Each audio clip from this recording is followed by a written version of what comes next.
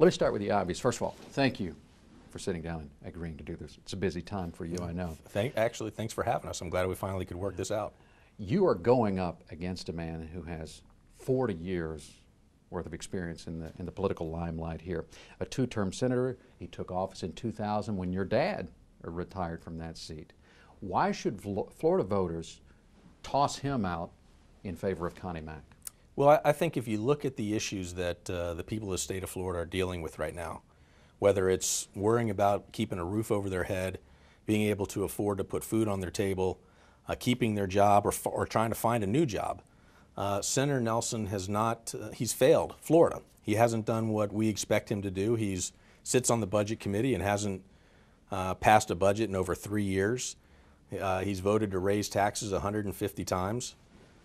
He believes in the idea of bigger government is better, and I believe in something completely opposite. I believe in the people who are sitting at home watching this show. I believe in them making decisions for themselves rather than government. Are you surprised by how much money is being put into this Senate race in Florida? I don't think we're surprised. You know, money is, when you get closer to the election, a lot of money comes in on both sides. And I suspect that before this is over, a lot more money will be spent. It's just part of the of politics. But it's millions of dollars are coming in. A lot of it through the super PACs. $6 million plus being spent by American Crossroads against Bill Nelson. Sheldon Adelson, the casino billionaire, spending, or at least reported to be spending $1 million. This all works in your favor. Well, some of it does, and some of it doesn't. You know, Senator Nelson has his super PAC money that's coming in from the outside, and of course, he's been raising money for 6 years. So, you know, at the end of the day, it will be about the message, and for me, it will be about jobs and the economy, balancing the budget, and making sure that people have real opportunities in America again, instead of this stifling unemployment, you know, a government that just seems to be broken, and you've got Barack Obama and Senator Nelson who have been in lockstep with each other, not doing what the American people and the people of the state of Florida have expected. Well, some of the money that Bill Nelson is spending is going towards advertising that basically makes some character assassination on you.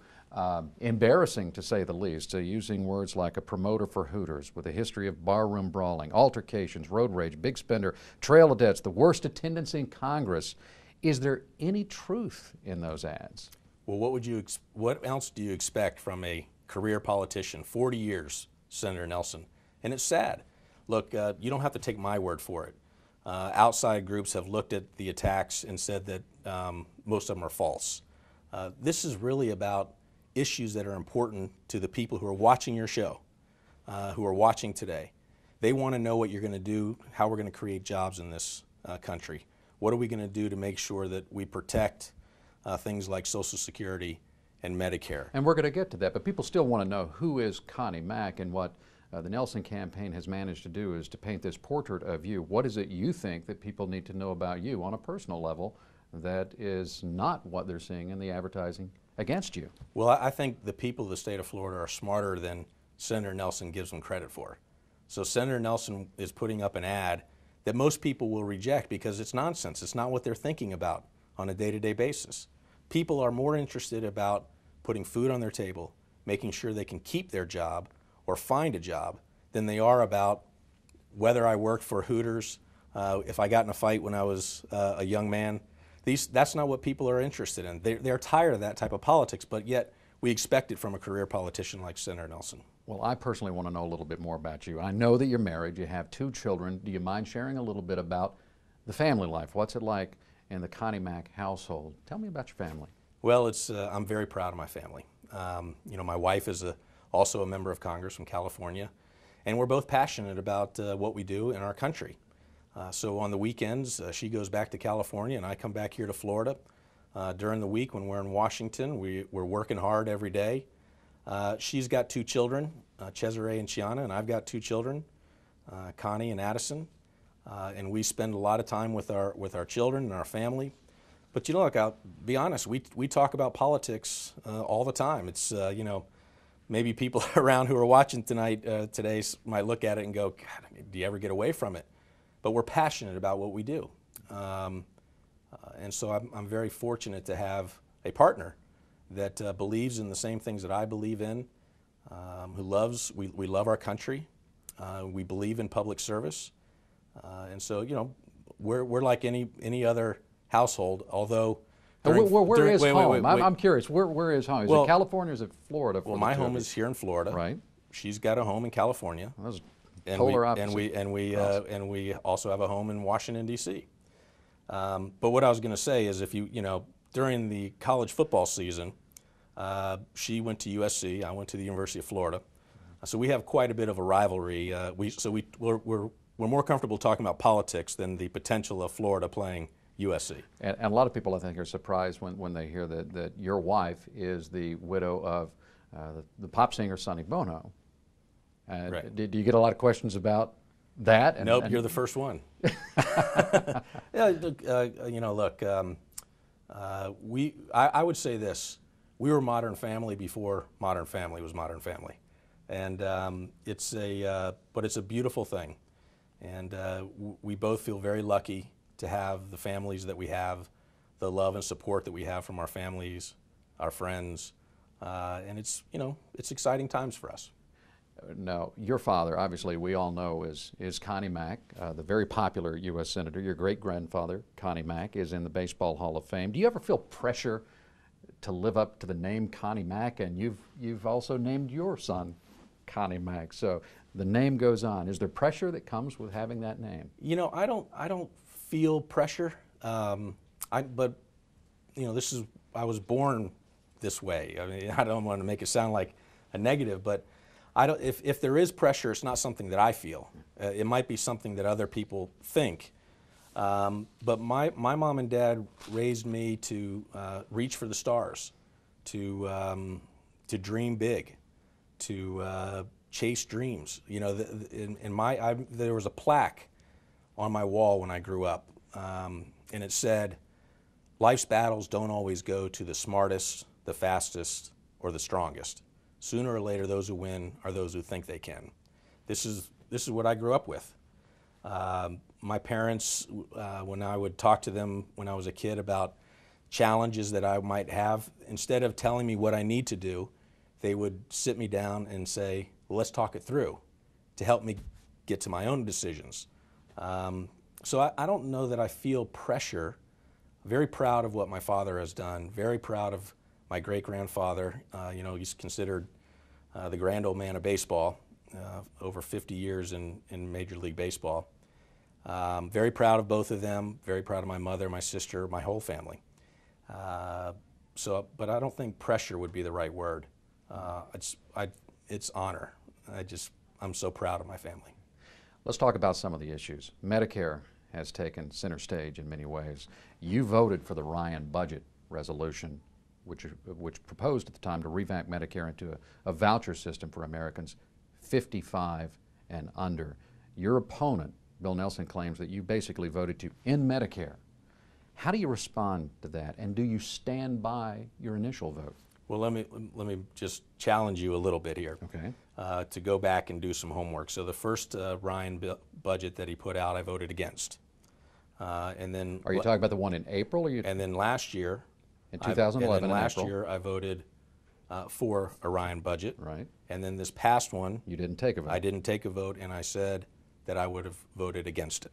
So just so you have. Okay, I've got my homework. I'm with you on that. But you still voted at one point for the Ryan resolution. And let me put it this way: there's only one person in this Senate race that has gutted Medicare by $700 and some billion, and that's Senator Nelson. Now he's going to come at you and try to, you know, do what he normally does and pulls the wool over the eyes of the people of the state of Florida. But Senator Nelson and Barack Obama are the ones that took over $700 billion out of Medicare. So they have a lot of explaining to do. They don't want to explain that position. They instead want to talk about Ryan and Ryan's budget. Meanwhile, Senator Nelson serving on the Budget Committee. They haven't passed a budget in the Senate in over 3 years, almost 4 years. If I were Senator Nelson, I'd be pointing somewhere else too, because he doesn't want to have to answer to the people of the state of Florida why he gutted over $700 billion out of Medicare. Fair enough. But the initial question, do you stand by the vote you took? And had you been there, in March of this year, would you have voted in favor of the Ryan resolution? I would have voted no. You would have voted no. And here's part of the problem. So you don't support the Ryan proposal? Here's part of the problem I have. We've got a $16 trillion debt. Just today announced that we've got another $1.1 trillion deficit for this year. You know, you talked about my family. I've got a 9-year-old son. The Ryan budget wouldn't balance for 28 years. We have to do better than that. We can't continue to add for 28 years to our debt. So if you take another 28 years, you're looking at, what, $30 trillion of debt? I don't know what the number would be, but we can't afford it. So I have a plan called the penny plan that will balance the budget in 5 years. And it's only taking 1% of spending a year. Everybody at home has had to take more than 1 penny out of every dollar of their home budget or 1 penny out of every dollar of their business budget. And the federal government should be required to do the same thing. We are adding debt to our children to have to pay off. It's not fair. It's not what we should be standing for. So my problem, part of the problem that I had with the Ryan budget, is it doesn't balance. It takes too long to balance. We can do better. We must do better. Okay, I'll give you that. But are you in support of the idea of extending Medicare for those who are 55 and above, leaving it alone? If you have Medicare, you keep it 55, near retirees and retirees. But for 55 and under, privatizing and the option to continue on with Medicare. You support that idea? So what I support is giving those that are under 55 a choice. See, remember, this is about saving Medicare. Obama and Nelson have no plans, no ideas on how to save it. So we protect our seniors. But for people like me, my age, we're trying to save it so that, that it's there for us. Mm-hmm. So at this option, you can say to the folks who are seniors and near seniors, you're safe. You feel good saying that. If you're in the Senate, that's what you will fight for. And anybody 55 and under, you're going to have this option. And Medicare will be an option for those 55 and under. I think that is exactly. It will be saved. That's what we are trying to accomplish. Absolutely. And this idea that the Democrats and Bill Nelson used $700 billion and what you refer to as cuts from Medicare, when they would say that they were trying to help fund Obamacare so that there would be savings for others down the road in the Affordable Health Care Act. That was a misuse of that $700 billion? You think that should not have been taken? So they took from one government program to fund another government program that is highly unpopular by most people. Unpopular, but the goal was to bring down future health care costs. So they say. I mean, that's the argument. That's their argument, but that's not. But you don't buy it. That's not what they did. What they did is forced Americans to buy something that they may or may not want to buy. They put on the largest tax increase on the middle class in the history of our country to create a government program that the people of the state of Florida don't want, don't need, and don't deserve. Let's go back and talk about Social Security, which is along in that Ryan resolution as well. Do you believe that Social Security and money should have been taken from the Social Security Trust Fund and be allowed to be used to invest in the stock market? Is that something that you agreed with? I don't think that we ought to be, look, people pay into Social Security their whole lives, their working lives, to know that there is something for them at the end, and to take that money and play games the way Washington does is outrageous. You know, this whole idea of a trust fund, it doesn't exist. You know, so money comes in, money goes out, money's used for that to pay for other things. Again, government's way too big. We spend way too much money on things that the American people don't want, need, or deserve. And we have to get a handle on this. Can it be saved? Can Social Security be saved? Absolutely, absolutely it can be saved. But not if you're going to continue to have Senator Nelson and Barack Obama sticking their head in the sand and saying there's no problem. I mean, they literally have said that they don't see a problem, that Social Security and Medicare aren't in trouble. Yet you look at actuarials and CBO and others that say if we don't do something, both of these programs are broke. So we have to do something. And Senator Nelson, Barack Obama, instead of pointing fingers at other people or playing catch with rocks in a glass house, they need to put their ideas in front of the American people, because right now it appears that it's Republicans that are interested in saving Medicare and Social Security. Healthcare, we touched on it a little bit. Do you believe that Bill Nelson was the deciding vote when it comes to passing the Affordable Health Care Act? Put it to you this way. If I were in the United States Senate, it wouldn't have passed. So Senator Nelson absolutely was a deciding vote. The deciding vote, not a deciding vote. He was a deciding vote when it comes to Obamacare. He knows it. Let's talk about the economy and stimulating the economy in Florida, because obviously we have a high unemployment rate here in the state of Florida. Housing has been abysmal. What can we do? What can you do if elected to the Senate to create more jobs in the state of Florida? You know, this is what I think this election is really about. What can we do to strengthen the economy, to get people back to work? And let me give you a story. There's a small business in my congressional district called Marine Concepts, boat building business. This is not a time when people are running out buying boats. They wanted to diversify their business so they could keep the employees they have and hopefully grow. It took 31 different permits and fees for them to try to expand their business. 31 different permits and fees. This is a government that is out of control. Then they had this, saddled with Obamacare, a tax structure that seems to be changing on them yearly almost. They don't know what the tax structure is going to be like a year from now. So what we can do is add certainty to our tax code, lower tax rates for businesses, for corporations, eliminate unwanted and unneeded regulations. Bring the regulations back into the 21st century instead of this idea of over-regulating. If something moves, regulate it. If it keeps moving, then tax it. This is the philosophy that we're getting from Obama and Nelson. So if we want to create jobs in this country, we repeal Obamacare. We reduce the regulatory burden on small businesses. We lower taxes on small businesses. We put our faith and trust back in the American people instead of more government. When I talk to businesses around the state of Florida, they say to me how difficult it is for them to just comply with all of the regulations. They have to hire teams of people to comply with the regulations, to make sure that they're paying their taxes properly. We've got a government that is totally out of control when it comes to honoring those who are willing to take a risk. Think about who the small business owners are. These are people like Marine Concepts, a guy named Kiko, came from Cuba, came to the United States, started this business. He is the American dream. Then we tax them, we regulate them to the point where they can't continue, much less grow, but just to keep their doors open. You mentioned taxes.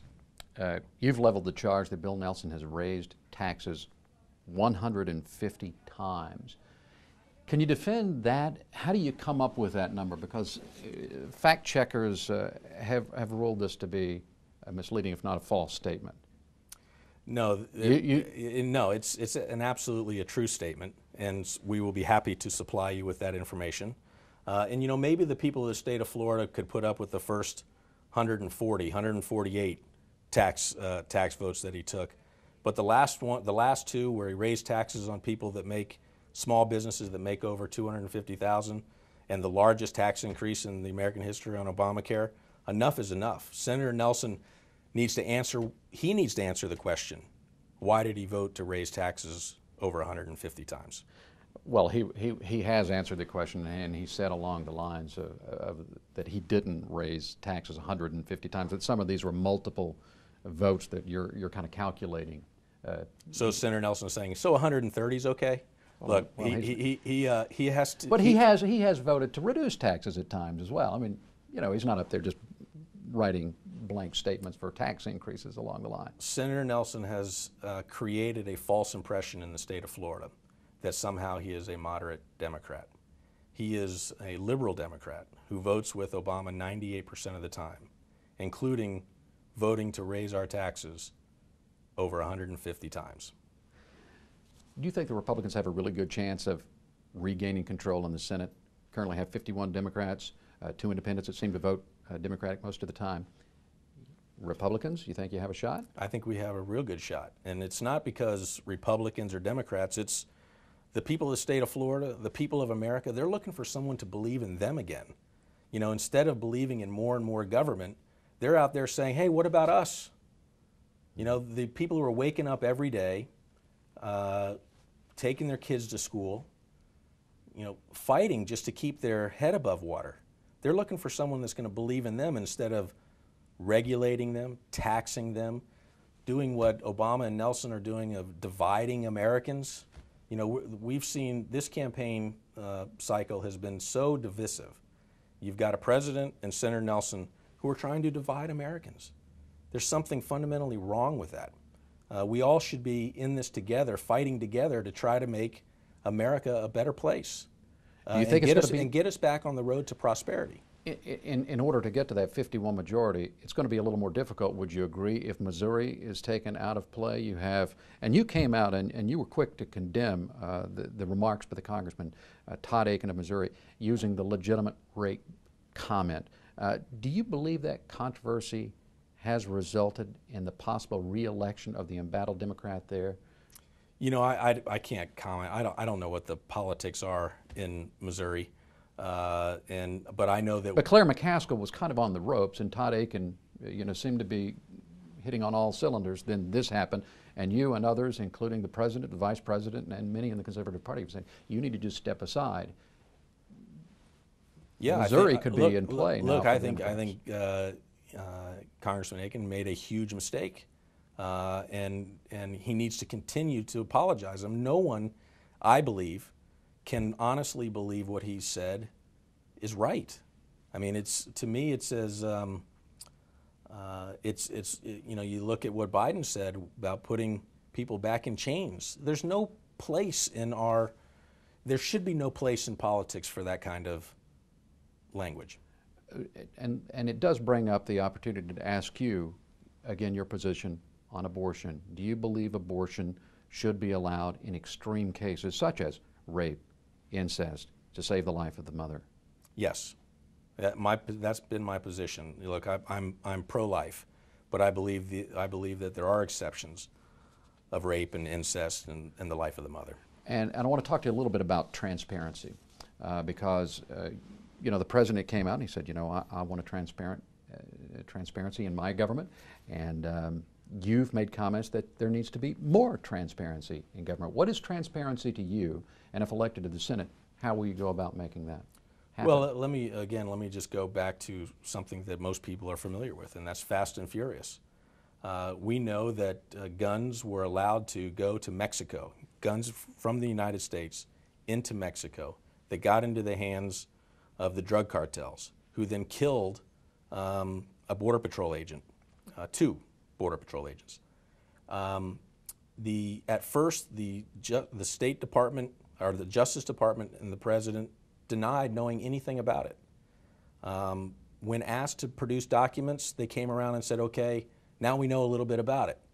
But to this day, they're still hiding what they knew, when they knew it, why they approved it. I would suggest even goes beyond that. Before any guns would be allowed to go across our border, State Department would have to sign off on a waiver. Secretary Clinton has said, to questions that I've asked her, that she was never informed of or never signed off on allowing guns to cross into Mexico. So we have no transparency on that issue, and we have a Border Patrol agent who is dead. And I don't think you need another example other than that to show that Obama came in saying he was going to be the most transparent. Here's an opportunity to prove it, and instead he's hiding behind executive privilege. How do you go about pushing your agenda for transparency if you're elected to the Senate? What do you do differently? I think we have to be consistent. So whether it's a Republican or a Democrat administration, as members of the Congress, whether it's the House or the Senate, we need to make sure that there's transparency. I mean, I think the more people know about what's happening in government, the better. I wanted to ask you also about the tone in Congress, because we looked at a poll the other day. It said the approval rating in Congress, according to Gallup, is at 10%. Only 10% of Americans think Congress is doing a good job, the lowest level since they've been keeping track of this sort of thing. Why do you think that is? Why is it so bad? You know, there's a lot of reasons, and there's a lot of good reasons why people are frustrated and have such a low opinion. Look, I don't blame them. I do too. It's dysfunctional. But you're a part of it. Absolutely, and there's some of us that have been fighting to try to change it. You know, let me give you an example. When you have the President of the United States stand up in front of the Congress, and I'm referring to President Obama in his first address to the Congress, he talked about three things. He talked about having more energy production in the country and wanting to approve nuclear power. He talked about reducing or eliminating the capital gains tax. And he talked about the free trade agreements with Panama and Colombia. Three issues that I agree with the statements that the President made in his first address to the Congress. I wrote a letter to the President and to Rahm Emanuel, the Chief of Staff at the time, and said, I want to work with you on those. I got no response. I called Rahm Emanuel and I said, I want to work with the President on these three items that he talked about in front of the Congress. And Rahm Emanuel said, oh, we're not doing that. And I said, excuse me? And he goes, we're not doing that. And I said, well, the President just, to not only the Congress, but to the American people, said this is what he wants to do. And now you're telling me you're not going to do it? That is why people have such a low opinion of the Congress and our government. Well, let me ask you, when you got that response back, did you turn off right then and go, I'm out? No, you can never turn off and say, I'm exactly, out. which takes me and leads me to the question I really want to ask. When you use words like Bill Nelson is a lockstep liberal, and Bill Nelson turns around and he could probably say, well, Connie Mack is a lockstep conservative. He couldn't say that. Well, see, that's the difference. All right. This is the difference. I'm someone who have deep philosophical beliefs that sometimes they are in line with my party and sometimes they're not. Senator Nelson, since Obama has been president, has voted with the president 98% of the time. That's hard to do. You really have to work at it. So even when other Democrats, I'll give you an example, the Keystone XL pipeline, there was an opportunity for Senator Nelson to stand up, support jobs, support energy independence, so we don't have to buy oil from thugocrats like Hugo Chavez, who are people who want to do harm to the United States. He had an opportunity. 11 Democrats in the Senate voted for the pipeline. After getting a call from the President of the United States, Senator Nelson decided to side with the President instead of siding with the people of the state of Florida. There are businesses in Florida who will get work building part of the pipeline. So Senator Nelson might not like the label that he's earned, but he's earned it. Would you say it's a good idea for anyone, Republican or Democrat, to be signing pledges on what you will and will not do? If you're talking about raising taxes, yes. I'm happy that I signed that pledge. But you're basically saying I'm unwilling to negotiate on this point. When you've got $16 trillion of debt and you got a $1.1 trillion deficit, the problem in Washington is not revenue, it's spending. And we've got to get our spending out of control. You know, I think the question that you ought to be asking people who are watching, do they trust the way that government is spending their money? Because let's remember, at the end of the day, it's not government's money. Senator Nelson, Barack Obama, Geithner, they all believe that it's government's money. And, you know, we should feel lucky that we get to keep some of our money. But it's the people's money.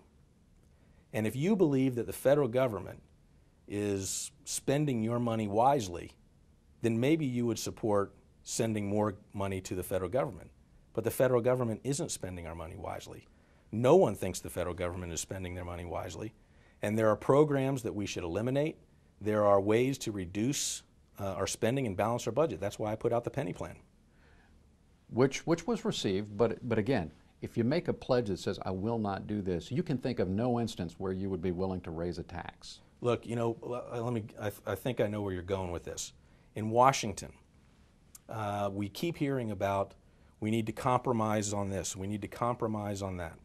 The problem is that when you sit across the table to make a compromise, when the objective of the other side is only to raise taxes, I'm not willing to compromise that way. So if we need to, but you can still have that feeling without signing a pledge. If we need to compromise on how to balance our budget, then maybe we have a compromise. We're going to cut a little bit less here and a little bit more over here. But see, the other side, they just want to raise taxes. They want to spend more. They don't. The reason they haven't passed a budget, and this is important for people to understand. You at home, you have a budget to control your spending, to make sure that you don't spend more than you bring in. The reason that Senator Nelson hasn't stood up in the Senate and said we must pass our budget, he wants to spend more money. And the way they try to get away with spending more money is saying, well, we will just raise taxes to pay for it. So if that is the mindset, then you need to ask the people of the state of Florida and the people across this country, do they think that Washington is spending their money wisely? And the answer is no. So why would you give them any more? Democrats haven't passed a budget in 3 years. Almost 4. I asked the president himself, why not? And he gave me an answer. People can decide whether it was a good answer or a non-answer. But let's say the Republicans gain control of the Senate.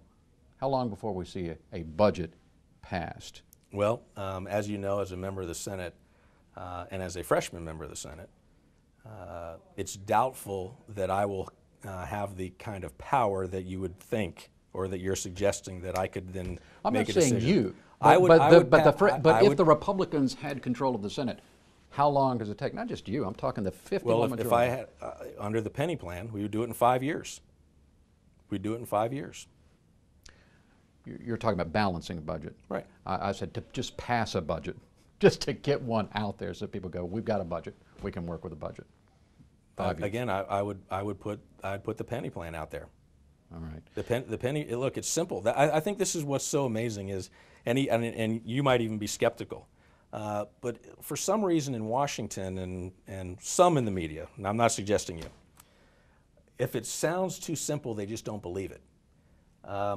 You know, some of these same groups that you say have done fact checking have said that our numbers work, that we balance the budget in 5 years. They just don't like the way we go about it. So then they give it a half true or a sort of true, or because politically it doesn't fit into their agenda. I'm telling you, we can balance the budget by taking 1 penny out of every federal dollar that everybody at home has had to do out of their home budget or out of their business budget, and the federal government should be required to do the same thing. Connie Mack, thank you for your time. Thank you very much. Pleasure. Appreciate it.